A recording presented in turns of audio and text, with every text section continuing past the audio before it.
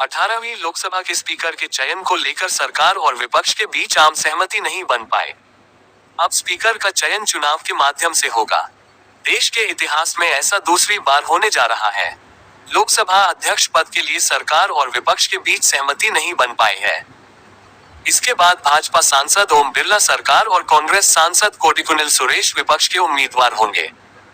Revolutionary socialist party (RSP) के नेता NK. Premachandran ने बताया कि सुरेश ने नामांकन दाखिल किया है। पिछली लोकसभा में निचले सदन के अध्यक्ष रहे बिरला ने राष्ट्रीय जनतांत्रिक गठबंधन के उम्मीदवार के तौर पर नामांकन दाखिल किया है। कांग्रेस के संगठन महासचिव के.सी. वेणुगोपाल और द्रमुक नेता टी.आर. बालू लोकसभा अध्यक्ष के पद के लिए राजग उम्मीदवार का समर्थन कर गोपाल ने आरोप लगाया कि सरकार ने उपाध्यक्ष पद विपक्ष को देने की प्रतिबद्धता नहीं जताई। बता दें कि पिछली बार ओम बिरला ही लोकसभा के स्पीकर थे, जबकि के. सुरेश 8 बार के सांसद रह चुके हैं।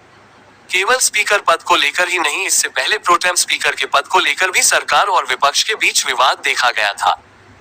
जब सरकार ने भर्तृहरि महताब को प्रोटेम स्पीकर बना दिया था, विपक्ष का आरोप था कि सरकार ने के. सुरेश की वरिष्ठता को नजरअंदाज किया है। इसी के साथ देश में लंबे समय से चली आ रही परंपरा टूट गई।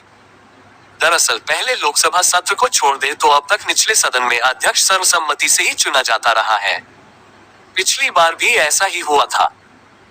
हालांकि इस बार दोनों ओर से उम्मीदवारों के नामांकन के साथ ही सर्वसम्मति से इस पद पर होने वाली निर्वाचन की बीते 16 लोकसभा से जारी परंपरा टूट जाएगी। बता दें कि 15 मई 1952 को पहली लोकसभा के अध्यक्ष का चुनाव हुआ था। इस चुनाव में सत्ता पक्ष के जी.वी. मावलनकर उम्मीदवार थे। उनका मुकाबला शंकर शांतराम मोरे से हुआ था। मावलनकर के पक्ष में 394 वोट, जबकि 55 वोट उनके खिलाफ पड़े थे। इस तरह मावलनकर आजादी से पहले देश के पहले लोकसभा स्पीकर बने थे।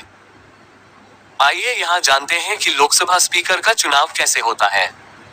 आखिर क्यों महत्वपूर्ण होता है स्पीकर का पद?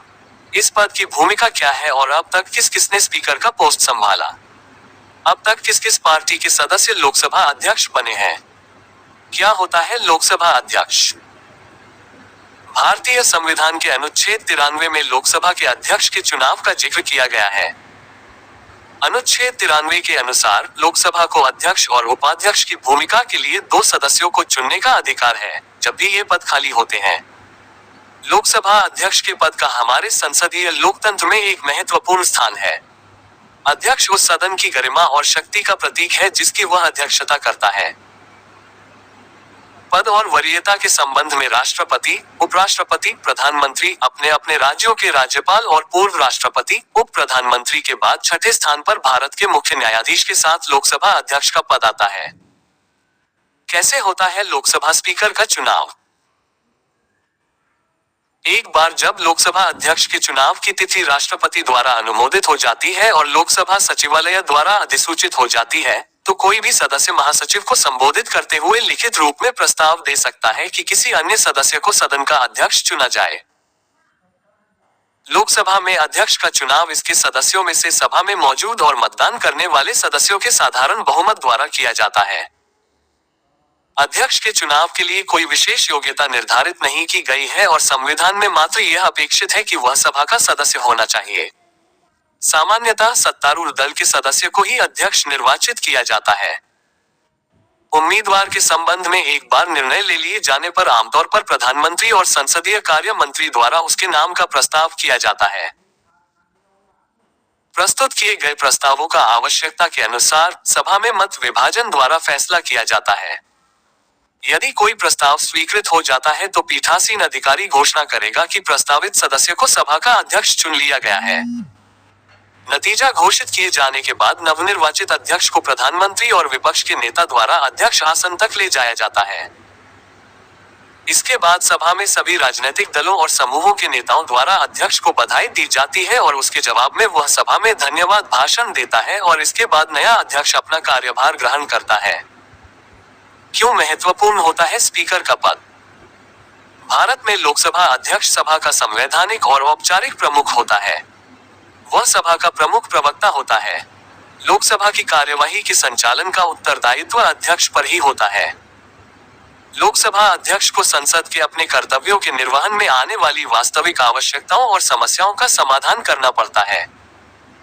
सदन का संचालन, प्रश्न और अभिलेख, ध्वनि मत विभाजन, अविश्वास प्रस्ताव, मतदान और सदस्यों की अयोग्यता जैसे अहम मामले अध्यक्ष की शक्तियों में आते हैं। अब तक किस किस ने संभाला लोकसभा स्पीकर का पद?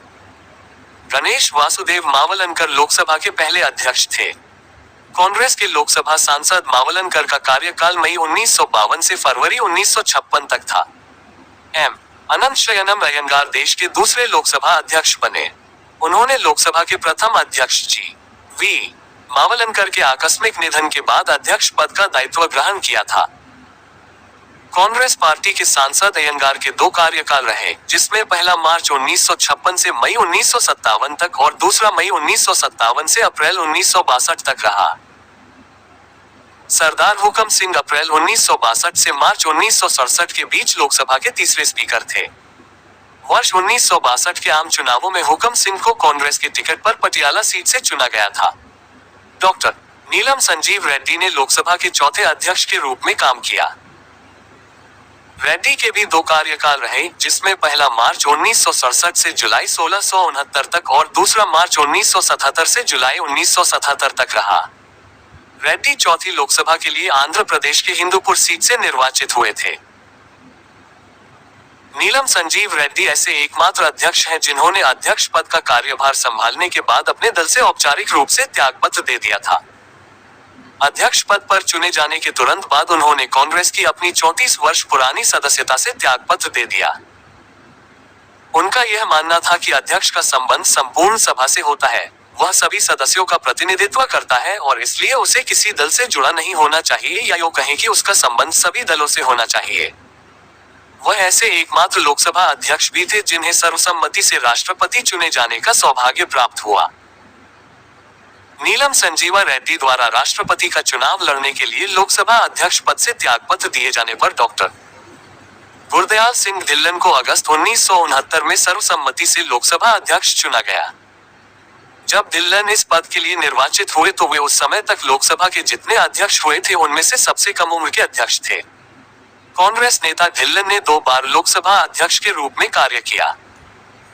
पहला कार्यकाल अगस्त 1969 से मार्च 1971 तक और दूसरा मार्च 1971 से दिसंबर 1975 तक रहा।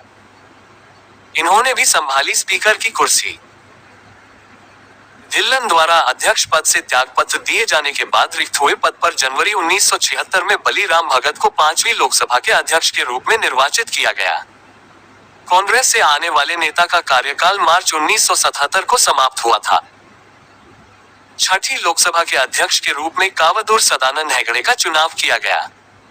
के.एस. हेगड़े का कार्यकाल जुलाई 1977 से जनवरी 1980 तक रहा। ये भी दिलचस्प था कि हेगड़े 1977 में जनता पार्टी के टिकट पर पहली बार निर्वाचित हुए और अपने प्रथम कार्यकाल के दौरान ही उन्हें लोकसभा अध्यक्ष का पद मिल गया। डॉक्टर बलराम जाखड़ ने 7वीं लोकसभा के लिए अपने सर्वप्रथम निर्वाचन के तुरंत बाद अध्यक्ष पद हासिल किया। उन्हें लगातार 2 बार लोकसभा अध्यक्ष चुना गया। कांग्रेस से आने वाले जाखड़ का पहला कार्यकाल जनवरी 1980 से जनवरी 1985 तक और जनवरी 1985 से दिसंबर 1989 तक रहा। ओडिशा से आने वाले जनता दल के नेता रवि राय को दिसंबर 1989 में 9वीं लोकसभा का अध्यक्ष चुना गया। हालांकि रवि राय अध्यक्ष पद पर केवल करीब 15 महीने ही रहे। कांग्रेस नेता शिवराज विश्वनाथ पाटिल 10वीं लोकसभा के अध्यक्ष निर्वाचित हुए थे। पाटिल का कार्यकाल जुलाई 1991 से मई 1996 तक रहा। विपक्षी सांसद भी बने लोकसभा के स्पीकर। वर्षों की भारतीय संसदीय परंपरा से हटकर 11वीं लोकसभा ने विपक्ष के एक सदस्य पूर्णो अगितोक संगमा को सर्वसम्मति से अध्यक्ष पद के लिए निर्वाचित किया। उस वक्त भारत के 50 वर्षों के संसदीय इतिहास में वह ऐसे पहले सदस्य थे जिन्होंने विपक्ष में रहते हुए अध्यक्ष का पद संभाला। उस वक्त कांग्रेस नेता संगमा का स्पीकर के रूप में पी.ए. संगमा का कार्यकाल मार्च 1996 से मार्च 1998 तक था।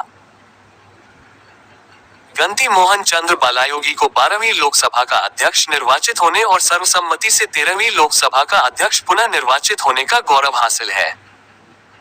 तेलुगु देशम पार्टी सांसद बालायोगी ने मार्च 1998 में देश के राजनीतिक इतिहास के अत्यंत नाजुक दौर में लोकसभा अध्यक्ष के महत्वपूर्ण पद के लिए निर्वाचित हुए। टीडीपी उस समय गठबंधन सरकार का बाहर से समर्थन कर रही थी। उस समय किसी भी पार्टी के पास स्पष्ट बहुमत नहीं था। बालायोगी इस पद पर आसीन होने वाले आज तक के सबसे कम आयु के व्यक्ति थे। एक हेलीकॉप्टर दुर्घटना में तत्कालीन लोकसभा अध्यक्ष जीएमसी बालायोगी की दुखद मृत्यु के बाद मनोहर जोशी मई 2002 में लोकसभा अध्यक्ष बने थे। शिवसेना से ताल्लुक रखने वाले जोशी जून 2004 तक पद पर बने रहे। जून 2004 में 14वीं लोकसभा के अध्यक्ष के रूप में सोमनाथ चटर्जी का सर्वसम्मति से निर्वाचन हुआ। ये पहली बार था जब सामयिक अध्यक्ष प्रोटेम स्पीकर का लोकसभा अध्यक्ष के रूप में निर्वाचन किया गया था। सोमनाथ चटर्जी माकपा से जुड़े थे। मीरा कुमार बनी पहली महिला लोकसभा अध्यक्ष। उप प्रधानमंत्री स्वर्गीय बाबू जगजीवन राम की पुत्री मीरा कुमार 2009 से 2014 तक लोकसभा की 15वीं अध्यक्ष रही। इस पद पर आसीन होने वाली वे पहली महिला थीं। मीरा कुमार कांग्रेस की सदस्य हैं। भाजपा की सुमित्रा महाजन 16वीं लोकसभा की अध्यक्ष थीं। वे इस पद पर आसीन होने वाली भारत की दूसरी महिला हैं। राजस्थान के कोटा से भाजपा के सांसद ओम बिरला 17वीं लोकसभा के अध्यक्ष निर्वाचित हुए थे। यदि यह वीडियो पसंद आए तो इसे अवश्य लाइक और सब्सक्राइब करें। धन्यवाद।